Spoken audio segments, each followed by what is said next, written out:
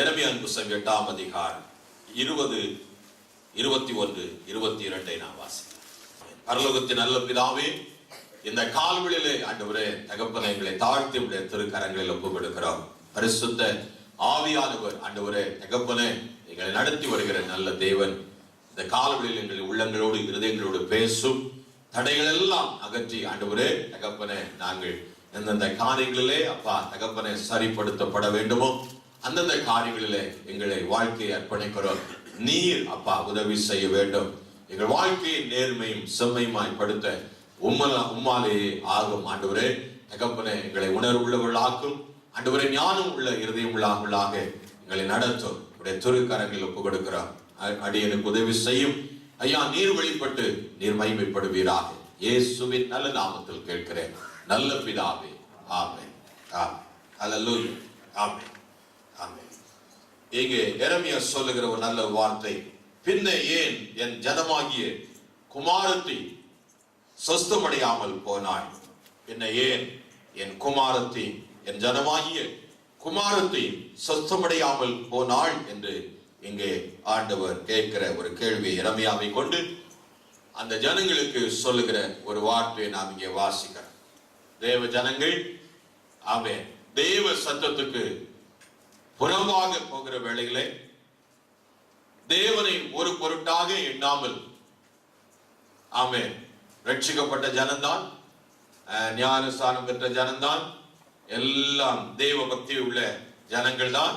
ஆனாலும் அவருடைய வாழ்க்கையில தேவ சத்தத்தை கேட்கிற தன்மை இல்லாதபடினாலே, கீழ்ப்படுகிற இணக்கமுள்ள ஆவி இல்லாதபடினாலே பின்னாட்களிலே அவர்களுடைய வாழ்க்கை மந்த நிலைகளே கடந்து போனதை நாம் பார்க்க முடியும். கொஞ்சம் கொஞ்சமாக மந்த நிலைகளை கொண்டு போய் அவர்களை பிசாசு ஒரு மரித்த நிலைகளே அவர்களை வைத்த சூழ்நிலைகளே அவர்களுக்கு பல தீர்க்க தரிசனங்களை கொண்டு தேவன் உணர்த்தி வைக்க முயற்சி எடுத்தார்.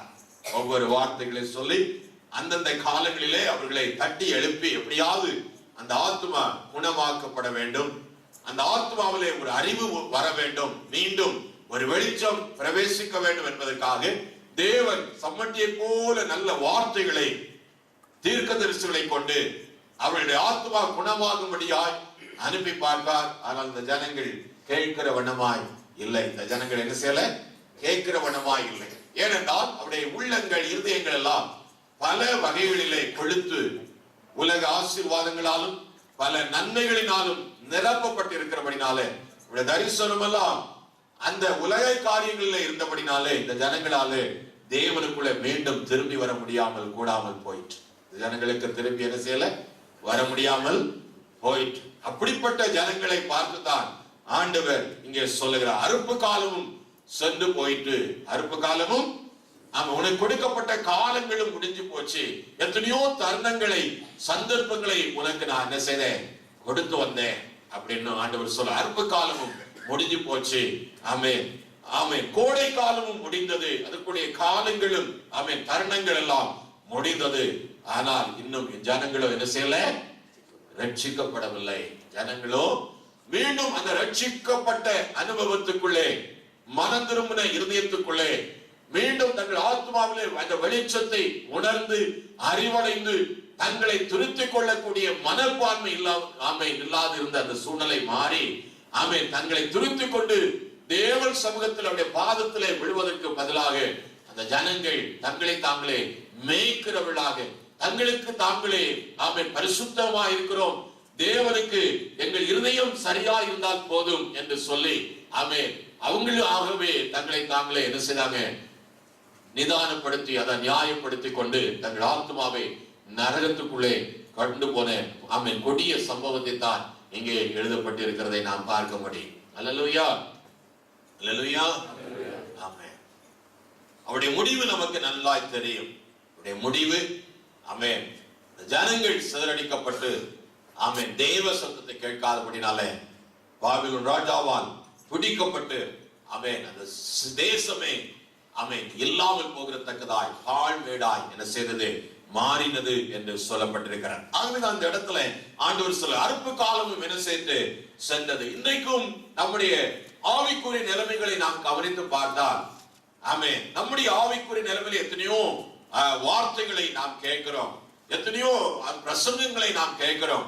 ஆனா நம்முடைய உள்ளத்துல ஒரு மாற்றங்களை நாம் கொண்டு வருவதற்கு முயற்சி எடுப்பதே இல்லை.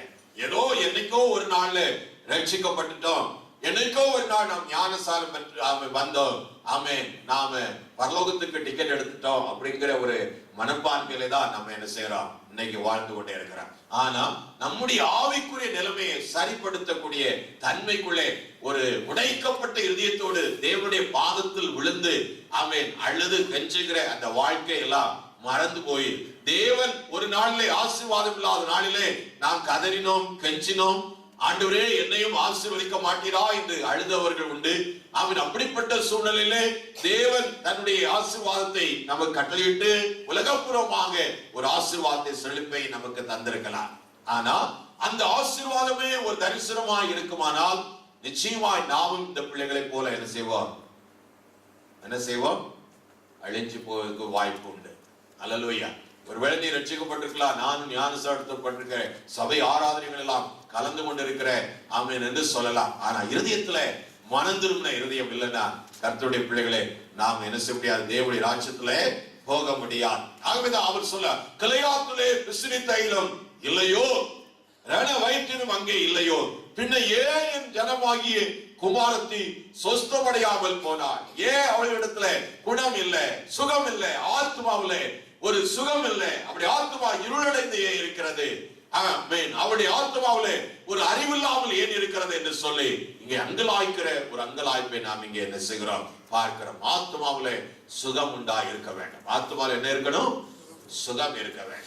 நீதிமொழியின் புஸ்தகம் 19ஆம் அதிகாரம் 2வது வசனத்தை வாசிக்கும் போது, நீதிமொழிகள் 19:2 ஆத்மா அறிவில்லாமல் இருப்பது நல்லதல்ல.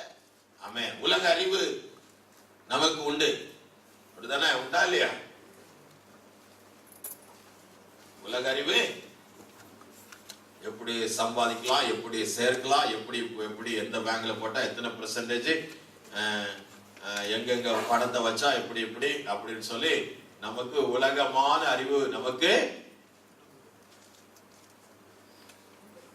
உண்டா இல்லையாங்க? உண்டு தானே? உண்டு. ஆனா இங்கே வேதம் சாலமோனை கொண்டு ஆண்டவர் இங்கே சொல்லுகிறார், பரிசுத்த ஆவியானவர் ஆத்மாவிலே அறிவில்லாமல் இருப்பது நல்லதல்ல. ஆத்மா என்ன நிலையில் இருக்கிறதுங்கிற அறிவு உனக்கு இருந்தா நல்லது. உன் நிலைமை எப்படி ஆண்டவருக்குள்ளே, உன் நிலைமை ஆண்டவருக்கும் உனக்கும் உள்ள உறவிலே எப்படி இருக்கிறது என்பதை நீ அறிந்து கொண்டீங்கன்னா அந்த அறிவு உனக்கு உண்டாயிருந்தா நல்லது என்று ஆண்டவருக்கே சொல்லுகிறார். ஆத்மா அறிவு இல்லாது இருப்பது நல்லதல்ல. ஒரு காலத்திலே ஆத்மாவிலே ஒரு அறிவு இல்லாது இருந்தோம். தேவனாகிய ஒளி இயேசு நம்முடைய உள்ளத்துல வந்து இயேசுவே என்று கூப்பிட்டு அவருடைய மனம் திரும்புவதை, நம்முடைய மனம் திரும்புவதற்காக அவரிடத்துல கெஞ்சி பாவ மன்னிப்பு நிச்சயத்தை பெற்று நம்முடைய ஆத்மாவிலே ஒரு வெளிச்சம் வந்து அறிவுண்டாயிற்று. நம்முடைய ஆத்மா என்ன வந்துச்சு? அறிவு வந்துச்சு. உண்மையிலே நாம் நித்திய ஜீவனுக்கு உள்ளவர்கள், நித்தியத்துக்குள் பிரவேசிக்க வேண்டும் என்ற ஆசை முதல் ரீதியாக இருந்தது. பரலோகம் வாஞ்சைதான் முதல் மூச்சாக, முதல் பிரையாரிட்டியாக நமக்கு இருந்தது. ஆனா இன்றைக்கு நாட்கள் ஆக ஆக பிரியமானவர்களே, நம்முடைய முதல் காரியம் உலக காரியமாய் மாறிற்று. 2வது காரியம் தான் என்ன வச்சிருக்கிறார்? தேவத்தை 2வது காரியமாய் பரலோக காரியங்களை வச்சிருக்கிறார். அதுதான் இங்கே ஆத்மா அறிவில்லாது இருப்பது நல்லதல்ல. நம்முடைய ஆத்மாவிலே ஒரு அறிவு உண்டாயிருக்க வேண்டும். என்னுடைய அறிவு என்று சொன்னா என்னுடைய முடிவு என்ன? என்னுடைய முடிவு என்ன? நான் எங்கே போய் கொண்டிருக்கிறேன்? என்னுடைய முடிவுதான் என்ன? நான் மரித்தோம் அந்த தேவனுடைய முகத்தை பார்க்க முடியுமா? அல்லது இன்றைக்கு இயேசு வந்தா அவரை நான் எதிர்கொண்டு போகத்தக்கதான இருதயத்துல நான் இருக்கிறேனா என்கிற அறிவு நமக்கு வேண்டும். நமக்கு அந்த அறிவு வேண்டும். அதான் ஆத்மாவுல ஒரு அறிவு ஆண்டவர் இங்கே சொல்லுகிறார். இந்த அறிவு நமக்கு தேவை. அறிவு என்று சொல்லும் போது இந்த ஆத்மா தான் முக்கியமாக சிந்திக்கக்கூடிய தன்மை உள்ள ஆத்மா தான் என்ன செய்யும்? சிந்திக்கும். அறிவுபூர்வமாக என்ன சொல்லலாம்? புத்தி என்று சொல்லலாம். இந்த ஆத்மாவுக்கு தான் என்ன உண்டா? புத்தியே தேவை. அந்த ஆத்மா புத்தியா அறிவுபூர்வமா சிந்திக்க கூடியது. இந்த ஆத்மாவில வெளிச்சம் இல்லாம போயிட்டுனா இந்த அறிவுபூர்வமான சிந்திக்கிற தன்மை இந்த ஆத்மாவுக்கு என்ன செய்யாது, வராது. அவன் குருடனாய் மாறிடுறான். அவன் எதா மாறிடுறான், அந்த ஆத்மா ஒரு பேரளவுல நம்ம கோயிலுக்கு வருவோம், பேரளவுல எல்லா காரியம் இருக்கு, ஆராதனை இருக்கும், எல்லாருக்கும் மியூசிக் எல்லாம் பெர்ஃபெக்ட். ஆனா நம்முடைய வாழ்க்கையில இருளுக்குள்ளே ஒரு அறிவு இல்லாமல் போய்விடக்கூடாது, குணம் சுகம் இல்லாமல் போய்விடக்கூடாது. ஆகவேதான் ஆவியானவர் இந்த காலங்களில் உங்களுக்கு சொல்லுகிற ஒரு காரியம், ஏன் என் ஜனமாகிய குமாரத்தி சொஸ்தமடையாமல் போனாள். ஆமென், ஹல்லேலூயா, ஆமென். வேதத்துல ஓசையா 4:5 நினைக்கிறேன், அல்ல 4ஆம் அதிகாரத்திலே, ஆத்மாவில் உள்ள அறிவில்லாதபடினால் அதனுடைய நோக்கம் என்ன, இந்த உலகத்திலே தேவன் உன்னை ரட்சித்து அபிஷேகித்து வைத்தவுடைய திட்டம் என்ன, அவருடைய சித்தத்தை புரிந்து கொள்ளாமல் ஒரு ஆத்மா வாழும் என்றால் அந்த ஆத்மா இருளுக்குள்ளே இருக்கிறார். தேவனுடைய நோக்கத்துக்குள்ளே அந்த ஆத்மா வரவில்லை என்றால், தேவ திட்டத்திலே அது இல்லை என்றால் அந்த ஆத்மா ஆமென் அறிவில்லாமல் இருக்கிறார். இந்த ஆத்மா தேவ திட்டத்துக்கு இல்லாவிட்டால் அது நரகத்துக்குள்ளே இருளுக்குள்ளே போகிறதுக்கு ஏதுவாக இருக்கிறார். ஆமென். ஆகவே நம்முடைய ஆத்மாவிலே அறிவு உண்டாக வேண்டும் என்றால் தேவனுடைய திட்டம், தேவனுடைய சுத்தம் என்ன என்பதை நாம் அறிந்து கொள்ள முயற்சி எடுக்க வேண்டும். அதைத்தான் பவுல் அழுத்தி திருத்தமாய் ரோமர் 12ஆம் அதிகாரம் 2ஆம் வசனத்தில் அவர் எழுதும்போது சொன்னார். ரோமர் 12ஆம் அதிகாரம் 2ஆம் வசனத்திலே, இந்த பிரபஞ்சத்திற்கு ஒத்த வேஷத்தை தரிப்பிக்காமல், நல்ல தேவனுடைய நன்மை பிரியம் பரிபூரணமான சித்தம் என்னதென்று பகுத்தறியத்தக்கதான உங்கள் மனம் என்ன செய்ய வேண்டும், புதிதாகிறதுனாலே மறுரூபமாகிக் கொண்டிருங்கள், மறுரூபமாகுங்க அப்படிங்கிறார். அல்லேலூயா. தேவனுடைய சித்தம். அப்ப அவர் முதல்ல சொன்னார், உங்கள், திருப்பி வாசிங்க எல்லாரும் எடுத்துக்களுங்க, நீங்கள்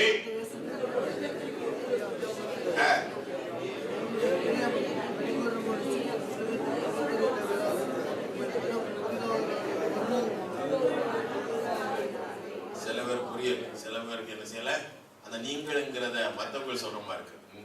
நான் போடுங்களேன், நான் இந்த பிரபஞ்சத்தின் ஒத்த வேஷத்தை தெரியாமல் தேவனுடைய நன்மையும் பிரியமும் பரிபூரண சித்தமும் இன்னதென்று பகுத்தறிகிற தக்கதாக நீ உங்கள் மனம், என்னுடைய மனம் புதிதாகிறதுனாலே மறுரூபமா, கரங்கள் வைத்தல்ல சொல்லமா, முதல்ல போட்டார் உலக வேஷத்தை.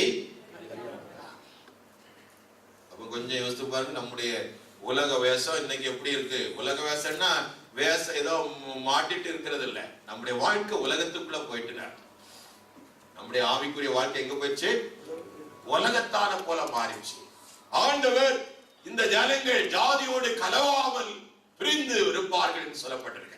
டிஃபரண்ட், அவர்களை விட இந்த ஜனம் எப்படி இருக்கும், உலகத்தான விட வித்தியாசமா இருப்பார். ஆமென். ஸ்ட்ரேஞ்சரா இல்ல, எப்படி இருப்பான், வித்தியாசமா இருப்பான், ஆமென், டிஃபரண்டா இருப்பான். உலகத்தாரை போல இருக்க மாட்டான். உலகத்தான் அவன் நாளைக்காக அப்படி கவலைப்பட்டு உழைச்சு எவ்வளவு உழைக்க முடியுமோ அவ்வளவு உழைச்சு தன் பிள்ளைகளுக்காக சேர்த்து அந்த பிள்ளை வளர்த்து அதை அழிச்சு நாசமாய் குப்பை தொட்டில போட்டு அப்படி எதுக்குதான், இன்னும் கொஞ்ச நாள் தான் இருப்பான், இன்னும் கொஞ்ச நாள் தான் என்ன செய்ய போறா. சிலவனை பார்த்தா சாகிற நேரத்திலையும் கணக்கு பார்த்துட்டு பிரச்சனையை பண்ணிட்டே இருப்பான். அல்லேலூயா. நாளைக்கு சாக போறோம்னு தெரியும். அதான் ஒரு முட்டாளை குறித்து வேதம் சொல்றது. என்ன சொல்றது, லூக்கா 12ஆம் அதிகாரத்துல, என் ஆத்துமாவே நல்லா புசித்து என்ன செய், உனக்காக 7 மாடி வீடு கட்டி வாடகை விட்டுருக்கிறேன். ஆமென். உனக்காக இளைப்பாரி புசித்து குடித்து பூரிப்பாயிரு என் ஆத்துமாவே. என் நித்திய காலம் இனி என்ன பிரச்சனை வந்தாலும் பரவாயில்லைங்க, சேர்க்க வேண்டியதெல்லாம் என்ன சேர்த்தேன், 4 தலைமுறைக்கு சேர்த்திருக்கேன். அல்லேலூயா. போதும் பிள்ளைகளுக்கு உழைக்க வேண்டிய அவன் முட்டாளாகி பைத்தியக்காரன். ஆமென். அல்லேலூயா. அப்படிலாம் போகக்கூடாது. அல்லேலூயா. நம்ம பிள்ளைகள் ஆசீர்வதிக்கப்பட்டிருக்கா, நீ தேவனை தேடுகிறதுல முதல் இடத்தை கொடுக்கணும். அல்லேலூயா. பிள்ளைகள் சந்ததிகள் எதிர்காலத்தில் ஆசீர்வதிக்கப்படணும் நீ விரும்பினேன்னா உன் ஆத்துமாவுல இன்னைக்கு அறிவு உண்டாகணும். உன்னுடைய வேஷம் உலக வேஷமா இருக்கான்னு பாருங்க, உலகப்புறமா இருக்கிறீங்களா பாருங்க. அவன் சிலவனுடைய எண்ணம், எனக்கு இருதயம் ஆண்டவருக்கு தெரியும், என் இருதயம் உண்மையா இருந்தா போதும் அப்படின்னு சொல்ல. இவரே தன்னுடைய இருதயத்தை என்ன செய்வார், ஒரு செட்டப்புக்குள்ள வச்சுக்குவார். அந்த இருதயம் அப்படியே போதும். புறம்பானதையும் மனுஷன் பார்க்கிறான் இல்லையா? எப்ப வெளிப்புறமான மனுஷன் நம்மள பாக்குறானா, அப்ப மனுஷனுக்கு முன்பாகவும் நேர்மையா நடக்க வேண்டியது அவசியம். ஆமீனா. நம்ம புகை ஊதிட்டே நான் தேவனுடைய பிள்ளையா இருப்பேன்னு ஒரு மனுஷன் நினைச்சு, அல்லது நான் குடிகாரனா இருந்துட்டே தேவனை ஆராதிக்கனால முடியும் அப்படி நினைச்சா, அல்லது நான் பாவம் செஞ்சுட்டே தேவனை அவர் மன்னிச்சு ஏற்றுக்கொள்வார் என்று நான் என் இருளுக்குள்ளே இருந்து தேவனை வச்சுட்டு இருந்தேன்னா, இந்த இஸ்ரவேல் ஜனங்களுக்கு நடந்ததுதான் நமக்கு சேரும். அதைத்தான் இந்த உலகத்தின் ஒத்த வேஷத்தை தரிப்பிக்காது. உலகத்தான் வேற. அவனுடைய நோக்கம் எல்லாம் பணம் சம்பாதிச்சு அவன் நோக்கம் எல்லாம் டெபாசிட் பண்ணி வட்டி வாங்கி அந்த வட்டிக்கு வட்டி வாங்கி ஆமென் பல காரியங்களை உலகப்புறமா சிந்திச்சுட்டே இருப்பான். ஆனா தேவனுடைய நோக்கம், முதல் நோக்கம், நான் எப்படி தேவனை பிரியப்படுத்த முடியும், எப்படி தேவனை பிரியப்படுத்த முடியும், தேவனுடைய திட்டம் என் வாழ்க்கையில நிறைவேறி இருக்கிறதா, தேவன் என்னை குறித்து எதை எதிர்பார்க்கிறார், நான் எதுல இன்னும் பலவீனமா இருக்கிறேன், எதுல எந்த காரியம் என்னுடைய யோசனையில வந்து கொண்டிருக்கிறது, என்னுடைய யோசனை தேவனுக்கு பிரியமானதா என்பதை நீ யோசித்து பார்க்க வேண்டும். அதான் வேதம் சொல்லு, என் ஜனங்கள் ஏன் குணமாக்கப்படாமல் இருக்கிறாங்க, ஆத்மாவில் என்ன இல்ல, குணம் இல்ல ஆண்டவர் இங்கே சொல்லுகிறதை நாம் இங்கே பார்க்கிறோம். முதல்ல இருந்து நீங்க வாசிங்கன்னா அவன் 3ஆம் வசனத்தில் சொல்லுகிறார், ஆண்டவர் சொல்லார், அவன் வழி தப்பி போனவன் அல்லது அவன் இந்த கால்வழியில ஒருவேளை நீ வழி தப்பி போய் நடந்து கொண்டிருக்கலாம், வழி தேவனுக்கு முறைகேடா இருக்கலாம். ஆமென். வழி என்று சொல்லும் போது என்ன தப்புன்னு நீ கேட்காத, உலகப்புறமா உன் சிந்தனைகளும் உலகப்புறமாகவே இருந்து கொண்டிருக்கலாம். அதுவா தேவனுக்கு விரோதமான முதல் பகையும் பாவம். அல்லேலூயா. ஆனால் தேவ சித்தத்திலே ஒவ்வொரு நாளும் உன்னுடைய ஆத்துமா மறுரூபமாகும்படியாய் புதிதாக்கப்படும்படியா, அதுதான் தேவ ஆவியானவர் என்றைக்கு ஞானஸ்நானம் பெற்றாயோ அன்றைக்கு அவர் உன்னுடைய வாழ்க்கையில செயல்படுத்துகிற முதல் காரியம். அதைத்தான் தீத்து 3:5 சொல்லப்பட்டிருக்கிறது. ஆமென். நம்முடைய கிரிகளினால் நாம் ரட்சிக்கப்படாமல் மறுஜென்மம் முளைக்கினாலும் பரிசுத்த ஆவியானவரின் புதிதாக்குதலினாலும் ரட்சிக்கப்படுகிறோம். ஆமென். பரிசுத்த ஆவியின் புதிதாக்குதல் ஒரு நாளில் நடக்கிற காரியம் அல்லவே அல்ல. பரிசுத்த ஆவி புதிதாக்குதல் ஒரு நாள்ல நடக்காது. பரிசுத்த ஆவியால் புதிதாக்குதல் ஒவ்வொரு நாளும் நமக்குள்ளே என்ன செய்கிறது, நடக்க நாம் ஒப்பு கொடுக்க வேண்டும், நம்மை ஒப்பு கொடுக்க வேண்டும். அப்படி ஒப்பு கொடுக்காத வரைக்கும் புதிதாக்குதல் நமக்குள்ளே வராது. அல்லேலூயா. ஆவிதான் கொரிந்தியர் 2 கொரிந்தியர்ல ஆமென் 3ஆம் அதிகாரம் கடைசி வசனத்திலே பவுல் எழுதுவார், ஆமென், ஆவியாய் இருக்கிற கர்த்தராலே ஆமென் நாளுக்கு நாள் நாம் மறுரூபமாகத்தக்கதாக அந்த மகிமையை நாம் கண்ணாடிகளை காண்கிறது போல கண்டு நாம் என்ன செய்யணும், மறுரூபப்பட்டு கொண்டிருக்க வேண்டும். நாம் என்ன செய்யணும், மறுரூபப்படணும் என்று வேதம் இங்கே எதிர்பார்த்து சொல்லுகிறது. ஆகவே பிரியமான பிள்ளை, ஆமென், இங்கே சொல்கிறார், வழி தப்பி போனவர்கள் திரும்புகிறது இல்லையோ. சரி, நீ வழி தப்பிட்ட, ஆமென், உன்னுடைய நோக்கம் தவறுதல் ஆயிற்று. உன்னுடைய நோக்கம் என்ன நோக்கம் தவறுதல் ஆயிற்று? என்ன நோக்கம்? இப்ப நமக்குள்ள நோக்கம் என்ன தவறு? கர்த்தருடைய வழி இல்ல. ஆமென். வரல தேவன் முதலிடத்துல இல்ல. நம்முடைய உள்ளத்துல ஒரு காம்ப்ரமைஸ் பண்ணி வாழ்ற வாழ்க்கை வந்துருச்சு. வேதத்தின் வசனங்களுக்கு அட்ஜஸ்ட் பண்ணி நமக்கு இஷ்டமான வேதத்தை எடுத்துக்கோ. நமக்கு எதிரடியா ஒரு வசனம் வந்தா நமக்கு அது தேவையே. இதுக்கு பேர் தான் என்னது? காம்ப்ரமைஸ். இதுக்கு பேர் தான் என்னது? அட்ஜஸ்ட்மெண்ட். வேதம் தேவன் ஒரு நாள் காம்ப்ரமைஸ் பண்ணுகிற தேவன் அல்லவே அல்ல. அவர் ஸ்ட்ரெயிட்னா ஸ்ட்ரெயிட் தான். ஆமென். உன்னை கொண்டு போக வேண்டாம், உன்னை தெரியாதுட்டான்னா என்ன திட்டுவார்? தெரியாது சொன்னா பரவாயில்ல, தெரியாது இன்னொரு 2-3 வார்த்தை சொல்வார். என்னது? அக்கிரமக்காரர்களே என்னை விட்டு அகன்று போன்னு சொல்லுவார். அப்போ தேவ திட்டத்துல ஒரு மனுஷன் இல்லைன்னா அவனுக்கு பட்டம் என்ன? அக்கிரமக்காரன். உன்னை அழைச்சது, உன்னை ரட்சித்தது, அவருடைய இரத்தத்தை சிந்தி உன்னை மீட்டது தேவ சித்தத்துக்கு நீ செயல்படுவதற்கு, வேற ஒண்ணுக்கும் கிடையாது. இந்த உலகத்துல நீ உயிரோட உன்னை வச்சிருக்கிற நோக்கமே அவருடைய திட்டத்துல நீ வரணுங்கிறதுக்காக தான். ஏதோ சுகமா வாழ்ந்து சுகமா மனித ஆண்டவர் என் பிள்ளைய லண்டன்ல வச்சிருக்கிறார், அங்க வச்சிருக்கிறார், நான் சுகமா இருக்கிறேன்னா நீ சுகமா பாதாளத்துக்குள்ள என்ன செய்வேன்? போயிடுவேன். ஆனா தேவ திட்டம் முதலிடத்துல இருந்தா ஆத்துமால வெளிச்சம் இருக்குன்னு அர்த்தம். அல்லேலூயா. இல்லைன்னா தேவ திட்டத்தை விட்டு என்ன செய்வோம்?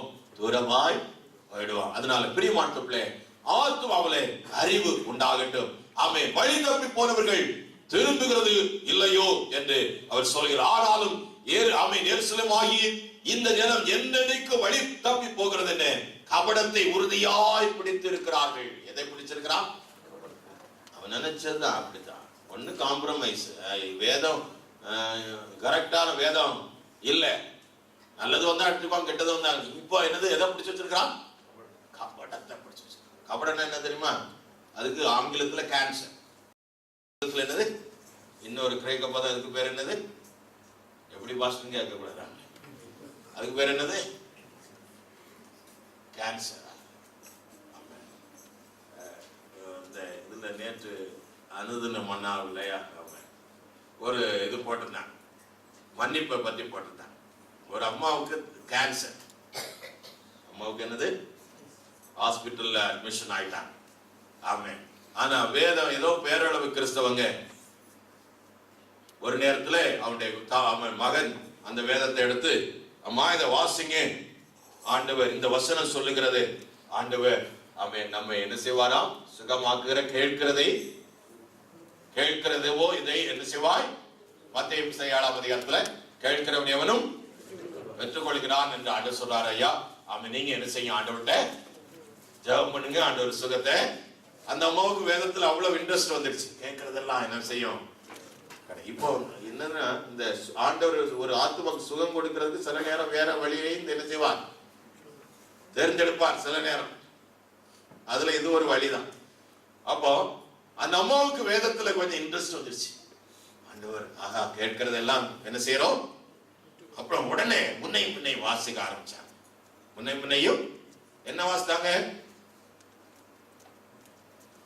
மற்றவருடைய பாவத்தை நீ மன்னிப்பாயானால் உன்னுடைய பாவத்தை தேவன் என்ன செய்கிறார்? மன்னிக்கிறார் அப்படின்னு அந்த அம்மா வாசிச்சு.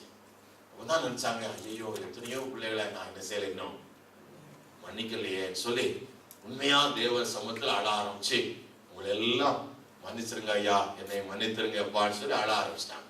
அழ ஆரம்பிச்சோடனே அவங்களுக்குள்ள ஒரு தெய்வீக பிரசனை என்ன செய்யுது? இறங்கி வந்துச்சு. அவங்களோட நல்ல அந்த நைட்ல நல்லா நிம்மதியா என்ன செய்தாங்களாம்? தூங்கினாங்களாம். தூங்கி காலில் எழும்பும்போது அவங்களுக்குள்ளே ஒரு உணர்வு, தன்னுடைய சரீரம் பெர்ஃபெக்டா சுகமாக்கப்பட்ட ஒரு சரீரமா இருக்கு என்கிற உணர்வு வந்த உடனே டாக்டர்கிட்ட செக் பண்ண போனாங்க. அங்கே சுகம் பரிபூர்ணமா உள்ளத்துல. அதனால்தான் சொன்னேன், கபடுக்கு மறுபேர் என்னது? காய்மக்காரம், மன்னிக்க முடியாத சுவாபம். இதுக்கு பேர் என்னது? இதுக்கு வேற என்னது? இது டபுள் எட்ஜ் ஸ்வாட் மாதிரி. மன்னிக்காத ஆளுக்கும் என்ன வரும்? கேன்சர் வரும். அந்த ஆளுக்கு என்ன வந்துடும்? பிரச்சனை வந்துடும். அப்ப நீ யார்? 2 பேருக்கு பிரச்சனை உள்ள ஆளா மாறி. அதனால என்ன வருதா? வழி தப்பி போகிறதுன்னு கபடத்தை உறுதியா என்ன செய்யிருக்கிறாங்க? சாகுற வரைக்கும் நான் என்ன செய்ய மாட்டேன், மறக்கவும் மாட்டேன், சாகுற அவன் ஆல்ரெடி டெட் மேன் வாக்கிங். அவன மாதிரி இந்த உலகத்துல அவன் செத்தவனா மடப்புனமா பிறகு நடந்துட்டே இருக்கிறான். பார்க்கறதுக்கு சிரிச்சி பழகி சோத்துறான் இல்லையா இல்ல. ஆனா உண்மையில என்ன ஆளு? ஏன்னா ஆண்டவர் என்ன சொல்ல கரெக்டா சொல்லிட்டா, மற்றவருடைய கடனை நீ மன்னிக்கலன்னா நானும் மன்னிக்கவே. ஆண்டவர் சொல்லிட்டேன், காம்ப்ரமைஸ் பண்ணுகிற தேவன். சொன்னது சொன்னதான். நீ மன்னிக்கணும், அவர் மன்னிக்க மாட்டார். இல்ல இல்ல ஆண்டவரே நான் நல்லவனா தான், அவன் தான் மோசம். அங்க நடக்காது, வேகாது, ஒரு என்ன செய்யாது.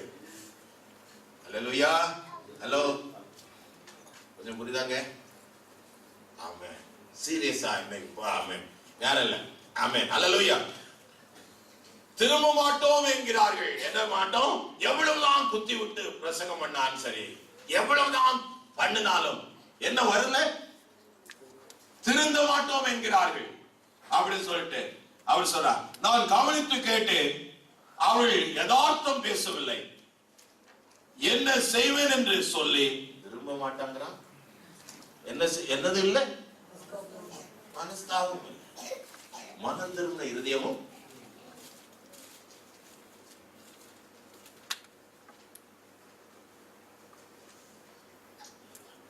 நிச்சயமா எனக்கு பிரசக்தி இல்லை அப்படின்னு நினைக்காதீங்க. உனக்கு தான். யாருக்கு தான்? ஒவ்வொருவருக்கும்.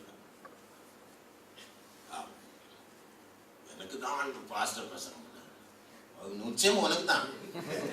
நீ வேற யாருக்குன்னு சொல்லி கண்ணீர் வடிக்க வேண்டிய அவசியம் இல்லை, உனக்கு தான். போய் அழுதுட்டு வராம இருக்கு, உனக்கு தான். அதான் நேரமே சொல்லிட்டேன். அல்லேலூயா. அப்போ உனக்குன்னா ஒரு ஆளுக்கு இங்க பிரசங்கம் இல்லை, உனக்குன்னா ஒரு ஆளுக்கு ஒவ்வொரு ஆள். அதே வேற யாரையும் நினைச்சிட்டு இருக்காது, உனக்குன்னா தனிப்பட்ட நபருக்கு. அல்லேலூயா. திரும்ப மாட்டோம், மனம் திரும்புதல் இல்லை, மனஸ்தாபப்படுத்த ஒருவனும். அல்லேலூயா. திரும்பி அவர் சொல்ல, மிருகங்கள் எல்லாம் பார்த்து சொல்றார், ஆகாயத்துள்ள நாரை முதலாய் தன் வேலையை என்ன செய்யும், அறியும். நாலேஜ். அந்த நாரை கொக்குகளுக்கு எல்லாம் தன்னுடைய வேலையை அறிகின்ற, இவ்வளவு காலம் தான், இவ்வளவு திட்டம் தான், இதுக்கு பிறகு நான் இங்க இருக்க முடியாது, இன்னும் ஒரு தேசத்துக்கு நான் என்ன செய்யணும், பறந்து போகணும் என்கிற ஞானம் அதுக்கு உண்டு. ஆனா ஆமென், தங்களால் குருவி தங்கள் வரத்தக்க காலத்தை அறியும், என் ஜனங்களோ கர்த்தருடைய நியாயத்தை அறியார்கள் என்று கர்த்தர் என்ன செய்கிறார். ஆமென். ஏசாயாவில் சொன்னா 1:4 நினைக்கிறேன், மாடு தன் எஜமானனையும் கழுதை தன் முன்னணியையும் என்ன செய்யுமா, அறியும். ஆனா என் ஜனங்களுக்கோ அறிவே இல்லை. மாடு, கழுதை, குருவி, அவர் படைத்த படைப்புகள் எல்லாம், காலங்களை நேரங்களை எல்லாம் தேவனை என்ன செய்வான். எல்லாம் கொஞ்சம் கவனிங்க. 1 சாமுவேல் 6 பெலிஸ்தியர் எல்லாம் எதை கொண்டு பிடிச்சிட்டு போயிட்டான்? நீங்க சொன்னதான் தெரியும். அவன் எதை பிடிச்சிட்டு போயிட்டான்? உடன்படிக்கை பட்டியை பிடிச்சிட்டு போயிட்டான். அவனுக்கு அங்க வாதைகளால் தேவன் வாதை அனுப்பினான். உடனே அவங்களுக்குள்ள ஞானம் வந்துச்சு. அவன் இதை திரும்பி அனுப்பன்னு சொன்னோடனே பசு புதுசா குட்டி போட்டு 2 பசுமாடை பிடிச்சிட்டு வந்தான். அந்த அதை பூட்டி மாட்டுல வண்டியில பூட்டி அதை வச்சு விட்டா பாருங்க, அது வலது பக்கம் சாயவில்லை, இடப்பக்கம் சாயவில்லை, போக வேண்டிய இடத்துல நேர் வழியா செவ்வையாய் போய். மாடு கூட செவ்வையான வழியில போகுங்க. ஆனா மனுஷனுக்கு நேர்வழி கிடையவே கிடையாது. மனுஷன் நேர்வழியை நோக்கவே மாட்டான். எவ்வளவுதான் புத்தி சொல்லு, அவன் திருந்த மாட்டாங்கிறாங்க. வேதம் சொல்றபடி திருந்த மாட்டான். ஆமென். மனம் திரும்ப இருதயம் வரவே வராது.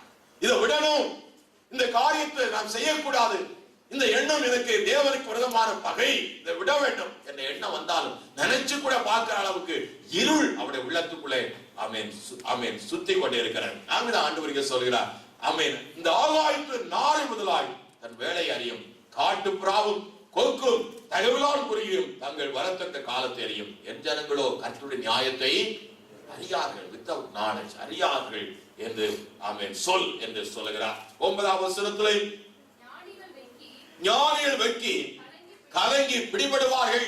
இது உலக ஞானி. ஞானி என்ன செய்வான்? உலக ஞானம் பைத்தியம். ஓ, உலக ஞானத்துல எவ்வளவு நம்ம சேர்த்தோம், எவ்வளவு செய்தோம். ஆமென். அதான் சொல்ற, வெட்கி கலங்கி பிடிபடுவார்கள். இதோ கர்த்தருடைய சொல்லை வெறுத்து போட்டார்கள். அவர்களுக்கு ஞானம் ஏது? கர்த்தருடைய சொல், வேதத்தை நம்ம தேடுறதில்லை. எப்பமாவது பிரச்சனை வந்தா தான் வேதத்தை தூக்கி பார்ப்போம், ஆண்டவர் என்ன சொல்றாரு, வேகமா போய் இதை செய்யுங்கிற மாதிரி. அந்த மாதிரி ஆயிடக்கூடாது. அல்லேலூயா. பிரியமானவர்களே, ஆமென். நாள் அல்ல, அதான் அவர் திரும்பி எல்லாத்தையும் நேரம் சொல்லிட்டு ஒரு அறுப்பு காலம் சென்றது. கோடை காலம் என்ன செஞ்சு, அதாவது கொடுக்கப்பட்ட சந்தர்ப்பம் தருணங்கள் எல்லாம் உனக்கு கொடுத்தது போதுங்கிற அந்த நிலைமைக்குள்ளேயே ஆண்டவர் என்ன செய்தார், வந்துட்டார். ஆமென்.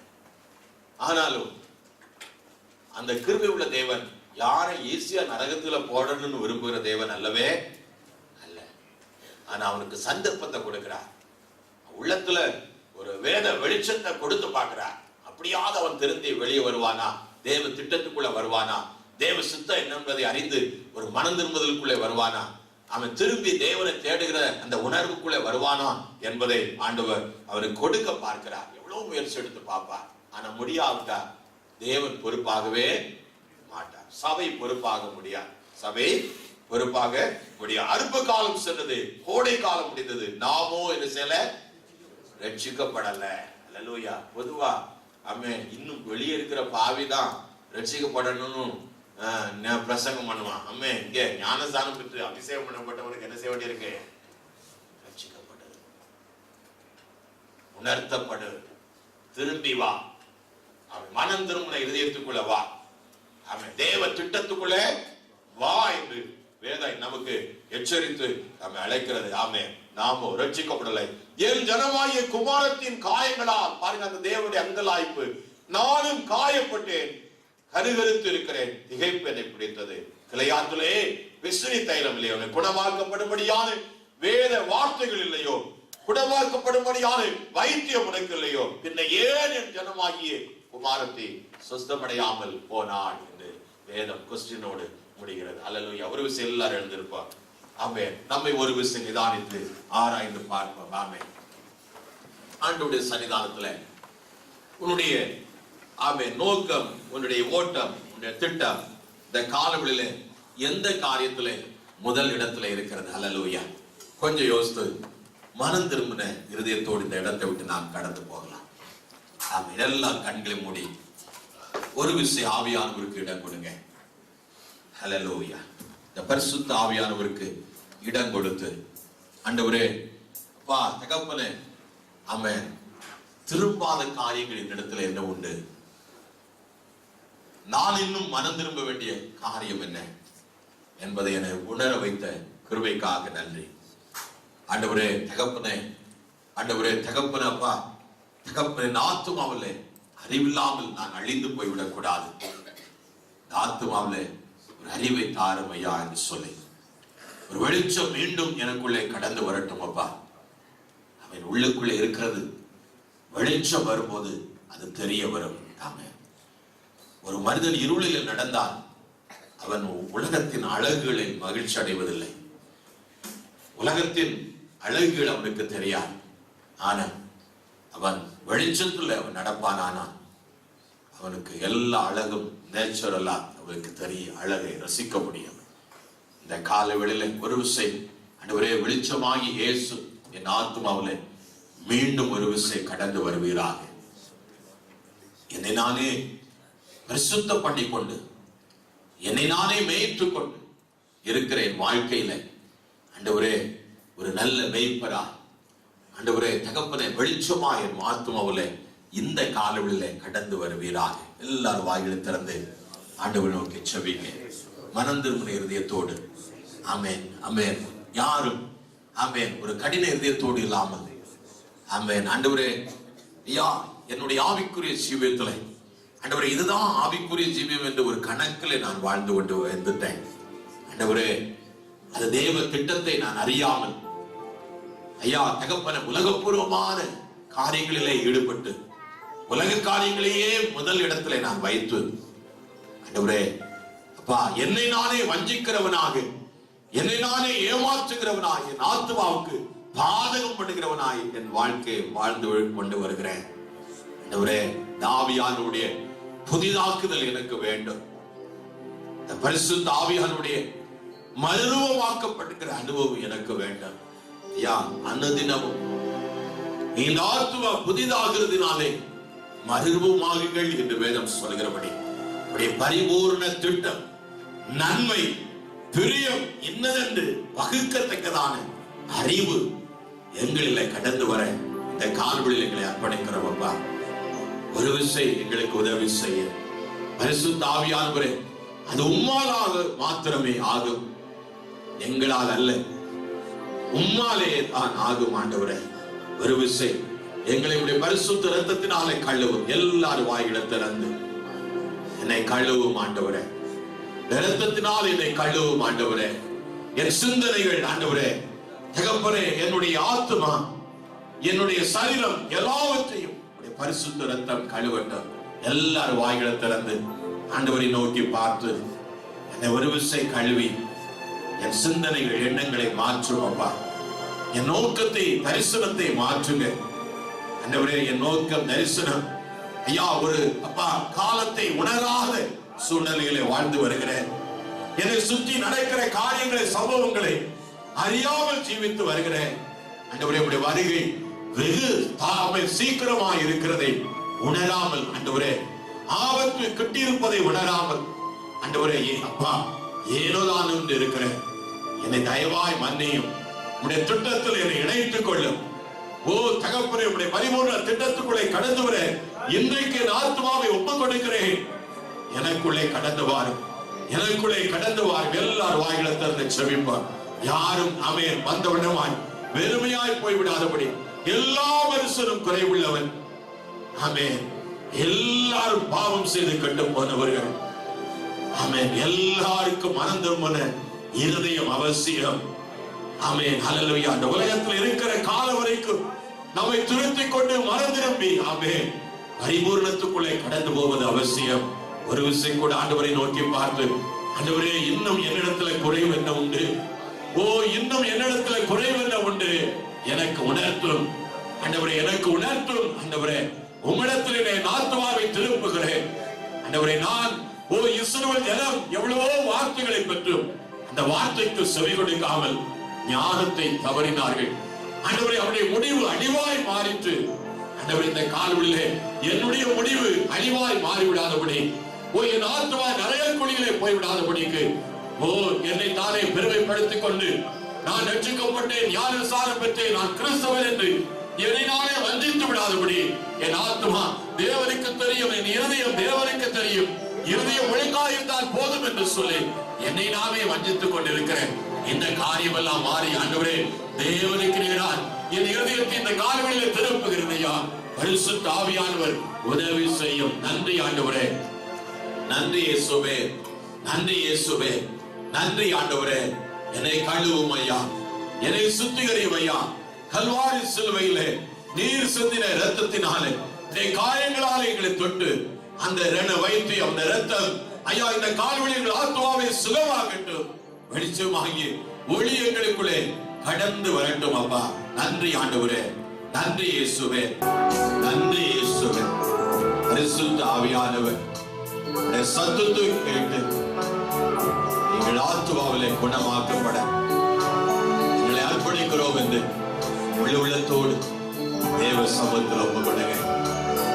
நன்றாய் இருக்க வேண்டும் என்பதற்காகவே நியமங்களை கட்டளை கொடுத்தவர் உன்னை சோதித்து அறியும்படியாகவே வனாந்தரத்தில் நடத்தி கொண்டு வந்து நேர்வழியாய் உன்னை காணாலுக்குள் பிரவேசிக்கப்படுகிற தேவன் பிரவேசி கூட நான் செபிக்கலாம்.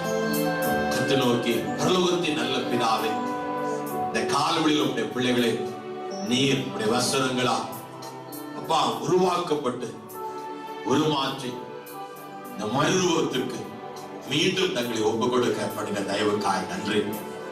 அனைதினமும் ஐயா உடைய நன்மையும் பிரியமும் பரிபூர்ண சித்தம் என்னதென்று அறிகிற அறிவினாலே மறுரூபமாகத்தக்க ஆத்மாவிலே வெளிச்சம் உண்டாகப்பட ஒரு குணம் உண்டாக கால்களில் செபிக்கிறேன். பிள்ளைகள் யாவரையும் ஆசீர்வதிங்க. பிள்ளைகளுடைய வாழ்க்கையில முதலிடத்துல இயேசு இருக்க வேண்டும் ஆண்டவரே. முதலாவது தேவர் ஆட்சியம் இருக்க வேண்டும் ஐயா. பழைய ஐயா வாழ்க்கை ஆண்டவரே, அந்த ஜெப வாழ்க்கை, பழைய தெய்வீக அன்பு ஆண்டவரே, ஒருவருக்கு ஒருவர் நேசிக்கிற நேசம், விட்டு கொடுக்கிற மனப்பான்மை, சகிக்கிற தன்மை, இந்த தெய்வீக ஆவியானுடைய குணநலங்கள் மீண்டும் பிள்ளைகள் உள்ளங்களிலே உருவாக்கப்பட்டு வரட்டும் ஆண்டவரே. பிள்ளைகளை ஆசீர்வதிங்கப்பா. ஐயா ஒருவருக்கொரு விசாரித்து ஆண்டவரே ஒருவருக்கொருவர் கனம் பண்ணி கொள்ள உதவி செய்ய, ஒருவருக்கொருவர் ஐயா அப்பா அதிக மேன்மையாய் கருத உதவி செய்ய இந்த கால்களில் தாழ்த்துகிறோம். விடாவியான ஒரு பொறுப்பில் எடுங்க, உணர்த்துவீங்க, ஆசீர்வதிங்க. இயேசுவின் நல்ல நாமத்தில் பிதாவே.